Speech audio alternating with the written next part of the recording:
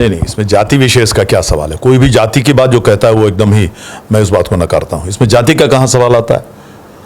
मनोज झा कि हर कोई गलत काम करने वाले का कोई ना कोई जात होता है, तो आप क्या जात को ये पूरा बदनाम कर देंगे। ये बेकार बात है। लेकिन संविधान को कभी इस देश में खतरा हुआ है तो उसी समय हुआ है, 75 से 77 के बीच में। संविधान को अगर इस देश में कभी खतरा हुआ तो इमरजेंसी के समय हुआ। और क्या विडंबना है कि उसी संविधान की किताब लेके आज ही दिखा रहे हैं माननीय राहुल गांधी और अखिलेश यादव जी। मुझे तो हंसी आ रही है। इस्तीफा दे देना चाहिए धर्मेंद्र प्रधान को। अब ऐसा है कि इस हिसाब से अगर इस्तीफा देना है तो इनको तो रोज, अब इनके जमाने में लोग मैंने दिन में 10 बार इस्तीफा देना पड़ता है इनका, जब शासनकाल था। आदरणीय तेजस्वी जी नौजवान लोग हैं, मैं बहुत सम्मान करता हूं उनको, और नीतीश जी के साथ रह के बहुत सीखा भी उन्होंने, इसमें भी कोई शक नहीं। अगर वो अपनी ताकत आजमाना चाहते हैं तो ठीक ही है, क्या दिक्कत। संविधान का हनन हो रहा है, संविधान को कुचला जा रहा है। किस मुद्दे पर, किस बात पर। जबरदस्ती किसी के बोलने से तो नहीं हो जाता है ना। आप लोगों की बहुत चिंता कर रहे हैं। ऐसा है कि जो एनडीए गठबंधन है वो पूरी तरह एकजुट है। नमस्कार, आप नवयुग टीवी देख रहे हैं और मैं हूं आपके साथ अभिनव कुमार। आज हमारे साथ बातचीत करने के लिए जदयू से सांसद देवेश चंद्र ठाकुर जी हैं। जरा इनसे समझने का प्रयास किया जाए देश की जो मौजूदा राजनीति है, इसको लेके तमाम बातें होंगी, और खासतौर पे बिहार का जो राजनीतिक सियासत लगातार तेज हो रहा है उसमें क्या कुछ होने वाला है, क्योंकि अगले साल ही बिहार विधानसभा का चुनाव है और नए नवनिर्वाचित सांसद चुन के आए हैं, और ये पिछले कुछ दिनों से लगातार मीडिया की गलियारों में खूब चर्चा का विषय बने हुए हैं और इनको खूब सुना भी जा रहा है। और कल लोकसभा में स्पीकर पद का चुनाव होने वाला है। तो आइए सबसे पहले आरंभ करते हैं। सबसे पहले तो बहुत बहुत धन्यवाद सर वक्त देने के लिए, और आपको बहुत बहुत शुभकामना इस बार फिर चुनकर आने के लिए। और सर सबसे पहला सवाल, इस बार लोकसभा का सत्र शुरू हो गया है और कल उसको लेकर चुनाव होने वाला है, और लोग पहला बार ऐसा हो रहा है कि विपक्ष इस बार समर्थन नहीं दे रहा है, इसको क्या देख रहे हैं। नहीं, अब समर्थन नहीं दे रहा, ये तो विपक्ष का फैसला है। ये तो आपको उनसे पूछना पड़ेगा कि ऐसा क्यों कर रहा, क्योंकि आज तक ऐसा हुआ नहीं। मतैक रहा है हमेशा के ज़माने में, हमेशा से पार्लियामेंट में वही होना चाहिए था। लेकिन अगर वो अपनी ताकत आजमाना चाहते हैं तो ठीक ही है, क्या दिक्कत है। वो तो कह रहे हैं ना कि हमारे नेता का अपमान हुआ। राहुल गांधी आज सुबह कह रहे थे हमारे नेता का राजनाथ सिंह जी ने अपमान कर दिया। उन्होंने कहा कि हम आपको कॉल बैक करेंगे, कॉल बैक नहीं किए और उप अध्यक्ष का पद हमको दे देते तो ठीक था। ये उनके विचार हैं, हमारी पार्टी उससे सहमत नहीं रहे। कह रहे थे अगर आप लोग को अगर ये पद दे दिया जाता तो भी हम लोग खुश थे, लेकिन आप लोगों को भी नहीं दिया गया। वो आप लोगों की बहुत चिंता कर रहे हैं। ऐसा है कि जो एनडीए गठबंधन है वो पूरी तरह एकजुट है। जो फैसला आप देख रहे हैं, जो फैसला सुन रहे हैं, जो फैसला दिखाई जा रही है, वो पूरे एनडीए ने सब मिल के लिया हुआ है। इसलिए हम लोग में कहीं कोई मतैक या मतभिन्नता नहीं है, बिल्कुल कोई मतभिन्नता हमारे इसमें नहीं है। इसलिए बाकी अब हमारे एकता पर टिप्पणी करना बहुत उचित बात नहीं है। इमरजेंसी का सर आज 49वां साल था और आज से हम लोग 50वें साल की तरफ बढ़ रहे हैं। लेकिन एक चीज़, संविधान को लेके तमाम विपक्ष इस बार भी इसको लोकसभा के चुनाव में एक मुद्दा बनाया गया, और लेकिन उसको भी लेके अभी भी उस मुद्दा को छोड़ा नहीं गया है। तमाम विपक्ष के लोग, जब भी आप लोग वहाँ जा रहे हैं सदन में, तो ये विपक्ष के लोग संविधान लेके पहुँचते हैं। आज राहुल गांधी भी जब शपथ लेने के लिए पहुँचे तो हाथ में संविधान था, अखिलेश यादव भी संविधान लेके पहुँचे। कल प्रधानमंत्री जी जो शपथ ले रहे थे तो कई लोग विपक्ष के ऐसे नेता थे जो पीछे से संविधान दिखा रहे थे और नारेबाजी भी कर रहे थे। इसको आप लोग कैसे देख रहे हैं, और कल से जब सत्र का कार्यवाही शुरू हो जाएगा तो इसमें कितना प्रभाव पड़ेगा। इसमें क्या प्रभाव पड़ना है, संविधान के हिसाब से ही सब काम चल रहा है पूरे देश में।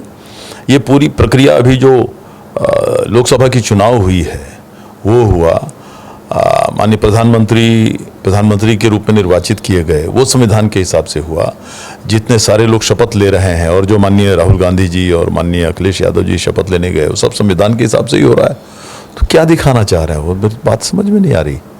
संविधान के प्रावधान के अतिरिक्त या उसके दायरे से बाहर क्या हो रहा है इस देश में कि वो बार बार संविधान दिखा रहे हैं। कह रहे संविधान का हनन हो रहा है, संविधान को कुचला मुद्दे पर, किस मुद्दे पर, किस बात पर। जबरदस्ती किसी के बोलने से तो नहीं हो जाता है ना। बिल्कुल जो हुआ, जो भी काम हो रहा है वो संवैधानिक हो रहा है। कहीं किसी भी तरह से एक काम बता दे जो नहीं हुआ है वैसा। कह रहे पेपर लीक हो जा रहा है जी, हमारे सैनिक को अग्निवीर बना दिए 4 साल के लिए। ये सब पेपर लीक होना संविधान से उसका क्या लेना देना है। वो तो एक, अगर कहीं गड़बड़ी हुई है, पेपर लीक हुई तो उसकी जांच चल रही है। कांग्रेस सरकार में क्या इस तरह का काम नहीं होता था? दुनिया भर के होते थे, जांच होती थी, निकलते थे। जो दोषी पाए जाएंगे वो उनको बख्शा नहीं जाएगा, जो निर्दोष है उन्हें कोई किसी तरह की तकलीफ नहीं होगी, लेकिन जांच तो होने दीजिए। इसमें कहाँ कोई बात है? कह रहे हैं इस्तीफा दे देना चाहिए धर्मेंद्र प्रधान को। अब ऐसा है कि इस हिसाब से अगर इस्तीफा देना है तो इनको तो रोज, अब इनके ज़माने में लोग मैंने दिन में 10 बार इस्तीफा देना पड़ता है इनका, जब शासनकाल था। आपने खुद बताया कि आज इमरजेंसी 39 साल पूरे हो, 50वां साल शुरू हो रहा है। उसमें संविधान को अगर इस देश में कभी खतरा हुआ तो इमरजेंसी के समय हुआ। और क्या विडंबना है कि उसी संविधान की किताब लेके आज ही दिखा रहे हैं माननीय राहुल गांधी और अखिलेश यादव जी। मुझे तो हंसी आ रही है। संविधान को कभी इस देश में खतरा हुआ है तो उसी समय हुआ है, 75 से 77 के बीच में, जब संविधान के सारे प्रावधानों को ताक पर रख के और यहाँ पर इमरजेंसी लागू किया था इस देश में। तो अब पता नहीं इस बात को भूल गए कि 50वां शायद संविधान का ये इमरजेंसी का 50वां साल अभी शुरू हो रहा है। मुझे लगता है कि ऐसा राहुल गांधी शायद भूल गए, नहीं तो वो कम से कम आज वो संविधान की किताब नहीं दिखाते। आज संविधान की किताब नहीं दिखाते। एक चीज़ है कि आज इमरजेंसी का 50 साल हो गया। आप जब उस साल में, आप उस समय तो आप होंगे ही और आप उस समय का दौर देखे होंगे। वो दौर कैसा था? अगर थोड़ा उस पर अगर प्रकाश डालना चाहें तो थोड़ा हमारे दर्शकों के लिए आप वो दौर अपने आंखों, हम लोग का है कि उसमें हम लोग का कहीं कोई अस्तित्व था नहीं, आप बताना चाहें तो थोड़ा सा बताइए उस बारे में, क्या कुछ रहा था उस दौर में? नहीं, हम लोग भी उस समय बहुत कोई राजनीतिक रूप से सक्रिय नहीं थे, इसलिए कि हम भी विद्यार्थी ही थे। मेरी पढ़ाई लिखाई महाराष्ट्र में हुई तो मैं पूना में था, फर्गुसन कॉलेज वहाँ की सबसे अच्छी कॉलेज मानी जाती है। उसके बाद मैं लॉ कॉलेज में था, तो मेरी तो पढ़ाई भी उसके बाद ही ख़त्म हुई। लेकिन जो पढ़ते थे हम लोग कि हाँ, पूरी की पूरी तरह से प्रेस की आज़ादी, जो तीसरा स्तंभ है लोकतंत्र का, चौथा स्तंभ है लोकतंत्र का, आपकी फ्रीडम ऑफ द प्रेस पूरी तरह से ख़त्म कर दी गई थी। कोई बात आती नहीं थी अखबारों में। उस समय टीवी का प्रचलन उतना था ही नहीं, तो किसी को जानकारी नहीं लगती थी किसे कब उठा लिया जाता था, कब किसे गिरफ्तार कर लिया जाता था, कब किसे जेल भेज दिया जाता था। न कोई बेल के प्रावधान थे, न किसी तरह से कोर्ट फंक्शन कर पा रहे थे इस मामले में। तो बहुत ही हिंदुस्तान के लोकतंत्र के लिए वो बहुत ही, वो काजकाल बहुत ही काला एक धब्बा है हिंदुस्तान के संविधान का कहिए, हिंदुस्तान के इतिहास का कहिए, बहुत ही काला धब्बा है। हम थोड़ा बिहार पे चलते हैं। बिहार में तमाम तरीके के राजनीतिक कयास लगाए जा रहे हैं और धीरे धीरे बिहार जो विधानसभा का चुनाव नज़दीक आ रहा है, राजनीति गर्माते जा रही है। कल मनोज झा, राजद के सांसद, वो कल कहते हैं कि बिहार में जो पेपर लीक हुआ उसमें जदयू के नेताओं का हाथ है और नीति एक संजीव मुखिया है, उनका पूरा योगदान है और खामखा तेजस्वी यादव के पीए को फंसाया जा रहा है, एक जाति को टारगेट करने का फिर से प्रयास किया जा रहा है। इस पे क्या?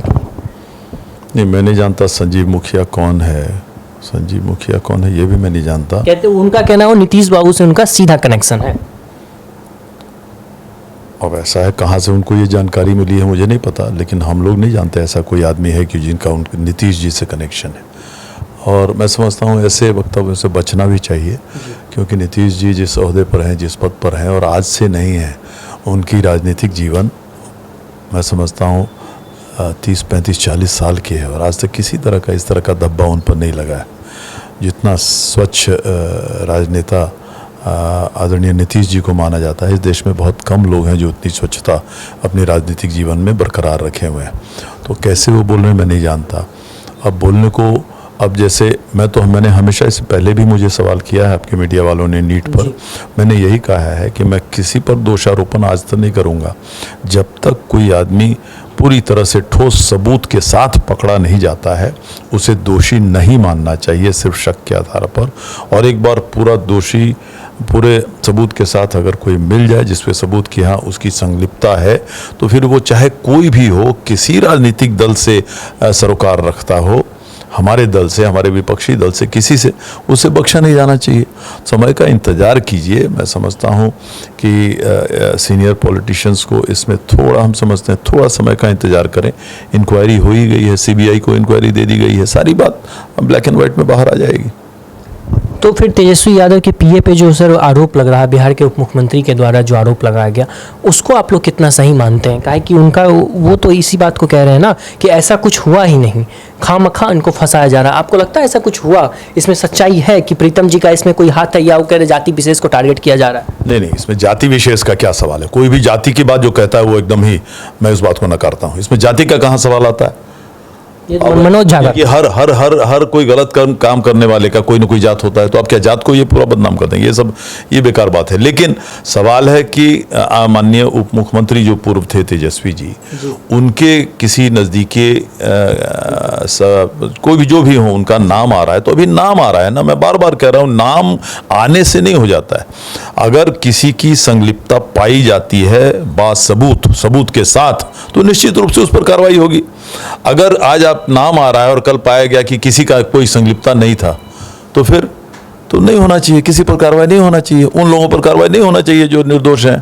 तो जो दोषी हैं वो बख्शे नहीं जाएंगे, चाहे कोई भी हो। बिहार विधानसभा के चुनाव में अब कम वक्त बच गया, इसको लेके एनडीए गठबंधन हो चाहे आपका जदयू, ये कितना तैयार है और कितना कमर कस के बैठी हुई है मुकाबला करने के लिए? शिक्षा रोजगार हम लोग दे रहे हैं, इसलिए इस बार हमारी सरकार बनने जा रही है। कौन दे रहा है? तेजस्वी जी कह रहे हैं। कहाँ से दे रहे हैं वो? अभी आप विपक्ष में है तो कहाँ से आप शिक्षा? अभी जो हम जो थे नीतीश जी के साथ गठबंधन में, नीतीश जी के साथ थे, नीतीश जी मुख्यमंत्री थे, सरकार के मुखिया नीतीश जी थे। सरकार की मुखिया ही कोई काम करता है तो करता है, बाकी cabinet they are ministers to the chief minister, cabinet में वो रहते हैं और मालिक नहीं कहना चाहिए, जो चीफ मिनिस्टर हैं उन्हीं की सरकार मानी जाती है, वही कही जाती है। ये कहना नहीं चाहिए कि हम लोग, मुझे आश्चर्य लग रहा है कि आदरणीय तेजस्वी जी नौजवान लोग हैं, मैं बहुत सम्मान करता हूं उनको, और नीतीश जी के साथ रह के बहुत सीखा भी उन्होंने, इसमें भी कोई शक नहीं है, सीख रहे हैं, अच्छी बात है, भविष्य में हमारी शुभकामना भी है उनको। लेकिन ये कभी नहीं कहना चाहिए, मुझे ये आश्चर्य लगता है, मैं इसलिए नहीं कह रहा हूं कि मैं सिर्फ जेडीयू का आदमी हूं, मुझे आश्चर्य लगता है ये कहते हुए, सुनते हुए कि हाँ साहब हमने ये रोजगार दिलाया। आपके पास न शिक्षा मंत्रालय उस समय था, आपके पास स्वास्थ्य मंत्रालय था, तो स्वास्थ्य मंत्रालय में कितने नौकरी दे दी आप बता दें। शिक्षा कोई भी जो होता है वो उसकी अगर क्रेडिट जाती है तो सिर्फ वन एंड ओनली सीएम को जाती है। वो जरूर इसके हिस्से थे, इस कैबिनेट के निश्चित, लेकिन ये कहना कि ये शिक्षा, ये नौकरियां हम लोगों ने दी, मुझे इस बात पर थोड़ा